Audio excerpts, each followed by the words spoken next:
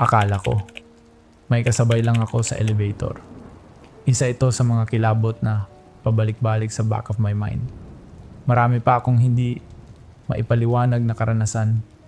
Pero, eto lang muna, ang isi-share ko. Itago nyo na lang ako sa pangalang Kat. Nangyari ito noong bumiyahe ako sa Maynila para sa isang seminar. Gabi na nang makarating ako sa hotel. Pagod na ako. Bandang 2:00 ng madaling araw.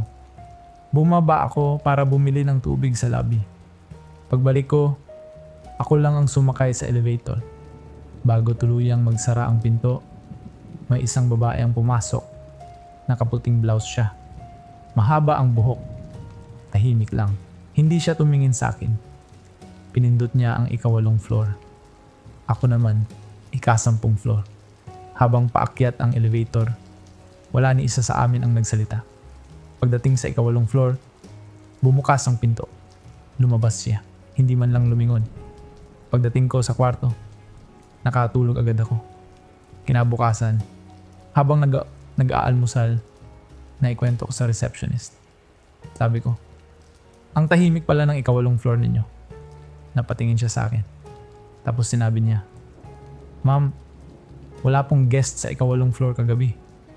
Napangiti pa ako. Akala ko, nagbibiro lang siya. Pero sinundan niya ng naka-close po ang buong 8 floor. May renovation po doon. Hindi na ako nakakibo.